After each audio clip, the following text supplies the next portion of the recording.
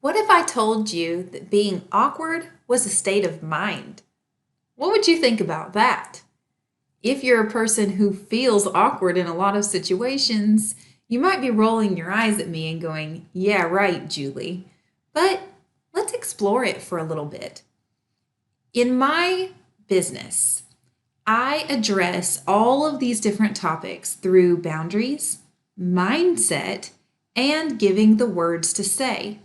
So let's talk about that mindset piece a little bit today.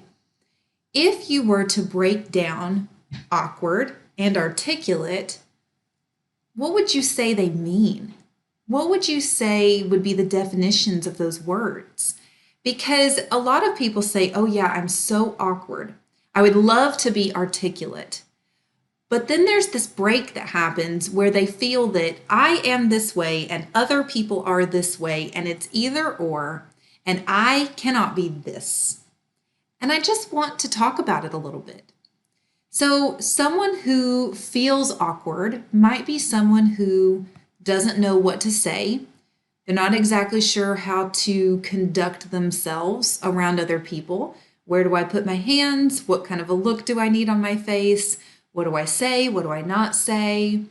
Maybe being awkward might feel like telling jokes that nobody laughs at or telling stories that feel like they fall flat.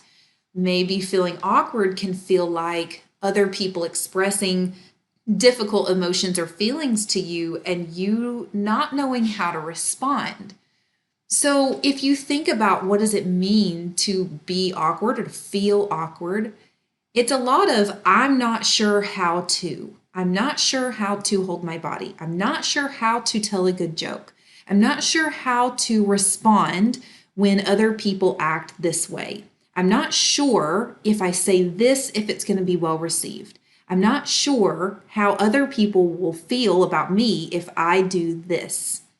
So that feeling of awkwardness is very real and can create a lot of anxiety. And maybe you don't necessarily consider yourself awkward per se. Maybe you describe yourself as shy or as socially anxious.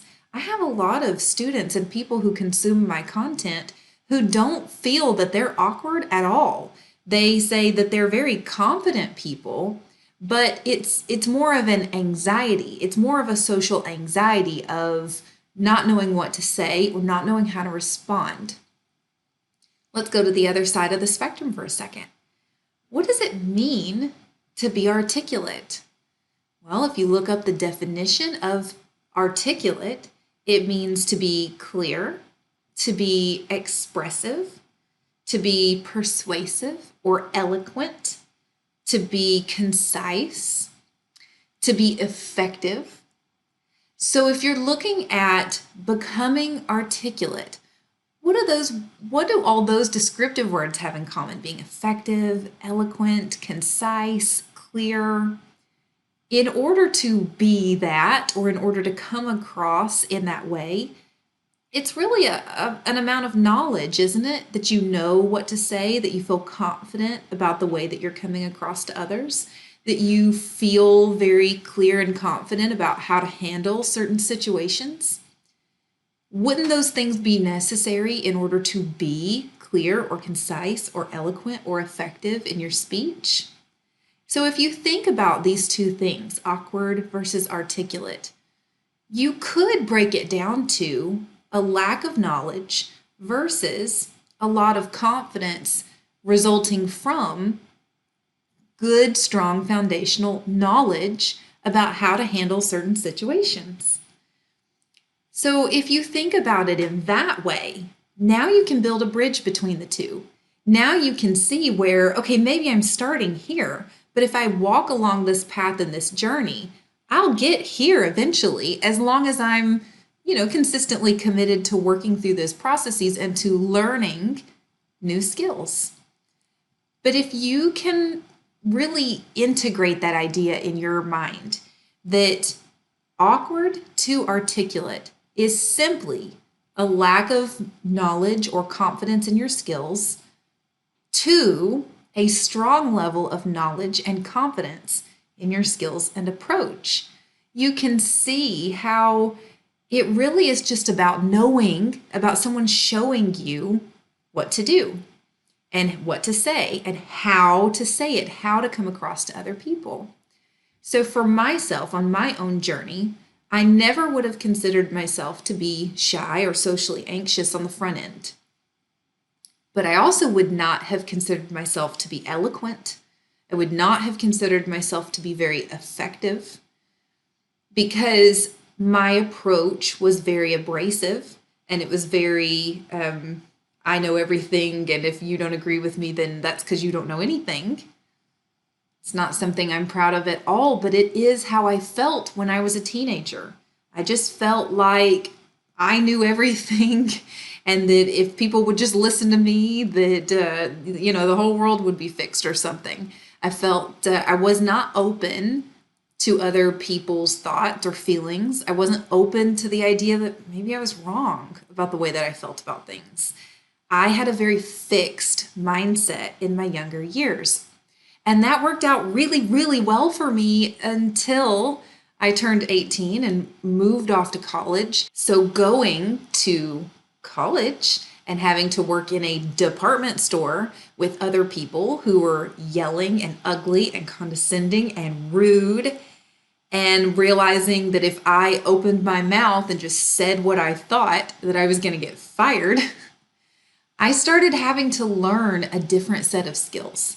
I started having to learn by necessity how to deal with other people in a way that was more effective, that was more professional, in a way that would de-escalate a situation instead of escalating a situation. I don't like being yelled at, and I certainly didn't like customers yelling at me when I was in these department store settings. So I had to learn how to interact with them in such a way that would bring the energy down instead of letting it get out of control. I also worked as a bra fitter during those years, 6-ish years that I was a certified bra fitter. And I was encountering conversations in that situation that were a whole lot more personal than anything I'd ever encountered up till that point in my life. I was encountering women who had undergone or were still undergoing treatment for cancer, and they needed a new bra because they'd had a mastectomy or a double mastectomy. And this was a very emotionally charged situation for them. This wasn't just simply like, oh, my old bra wore out, I need a new one. This was my body, my life have changed because of this very emotional situation that I just went through. And when you're the one in there with the measuring tape, they tend to just tell you all of these things. And at 18 and 19 and 20 years old, I wasn't sure what to say a lot of times. So a lot of times I would say nothing. But over the years, I learned how to respond. I learned how to keep that conversation going appropriately, how to lean into it instead of running away from it, how to say more than, oh, I'm sorry that happened to you, how to really engage in that conversation. There was a period of time where, unfortunately, I was in a bit of a pickle, and the only option that I had was to work collections for a car company. And this was Julie almost having a panic attack every day of training of like, oh my gosh, I can't believe I'm having to figure out how to do this job right now. This is my nightmare. This is the worst thing I could ever think of doing. I already told you I don't like being yelled at. I also don't like asking people for things ever, certainly not money.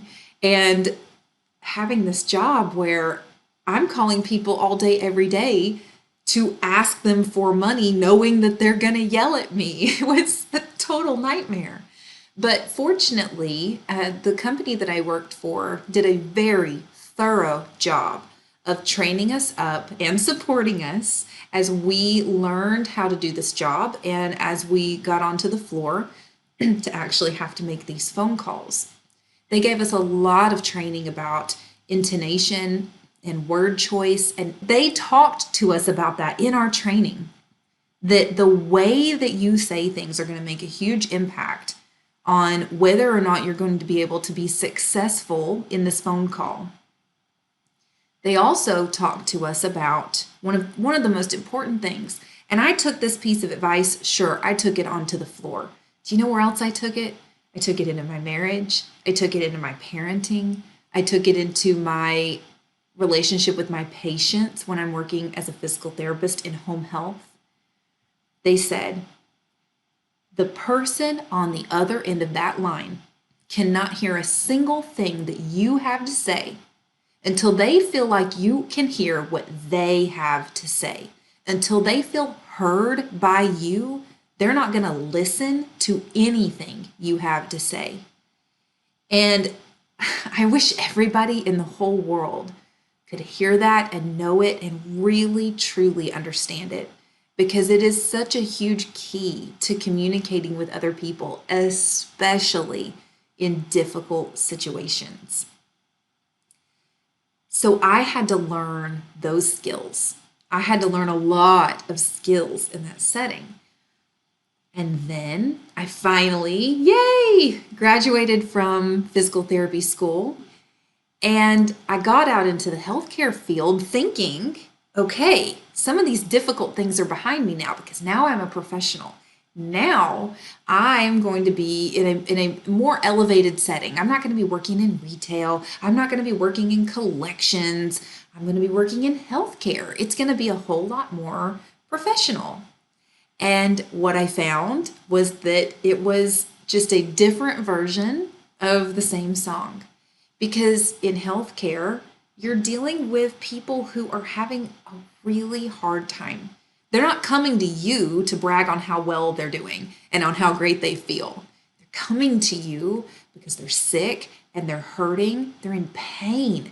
A lot of times they're overwhelmed. Maybe they've been in pain for years before they decided to do anything about it. They're at the end of their rope. You're their last ditch effort at trying to feel normal again. And now they want to feel better right this second because they put it off for too long, and now they're ready for it to change today. And having to be able to modulate people's expectations of, this is not something that's going to fix in one day. And understanding how to anticipate difficult conversations, understanding how to help people who are very overwhelmed in this life or death setting, this very permanent feeling they're not yelling at me because I took the stapler off their desk. They're yelling at me because they think that their parent might die if somebody doesn't do something about this right this second. It's a very heated situation. It's a very emotional, very pressing sort of situation. And I had to take my skills up another level. I didn't get the easy street going into healthcare. I actually had to learn how to take it up another several notches of how to have these difficult conversations with people, how to look someone in the face and tell them, we've done all we can, and at this point, I really, truly in my heart feel that hospice is the more appropriate setting for you right now. We need to have a conversation about whether or not you might be willing for hospice to come in and take over your care. That's a really hard conversation to have with someone. But I'm pretty darn good at having that conversation now because I've done it for so long and I've done it so many times.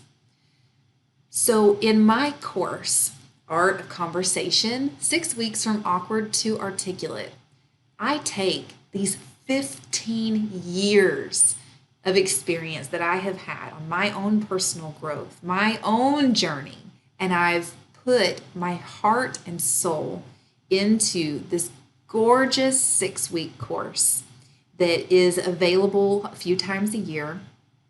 And if you are not on the waiting list for the course, you can go to my website, yourconversationexpert.com, and get on that waiting list so that you'll be the first to know when the course is available again. But my course is designed to be able to give you the transformation that took me 15 years in 6 weeks. And I feel really confident about my ability to help you through that journey. I feel really confident about the course's ability to give that transformation to you. I hope that this video has inspired you and excited you about all the possibilities. The world is opening back up, and having in-person meetings, conferences, luncheons, brunches, all sorts of celebrations are happening again. And maybe that's exciting to you, or maybe it's a little overwhelming if you feel like you're a little out of practice. So, if my course feels like the right ticket for you and you want to make sure and get on the waiting list so that you don't miss the next opportunity to take the course, you can go to yourconversationexpert.com/course. There's also a link in my bio or in the description for this video. So, I will see you there. If you have any questions for me about this video, this topic, this idea, that you can go from awkward to articulate if you can learn a new set of skills, I would love to hear them. Don't forget that I'm only a DM or email away, and I love to hear from you. This is your conversation expert, Julie, and don't forget, I'm here for you. I'll see you next week.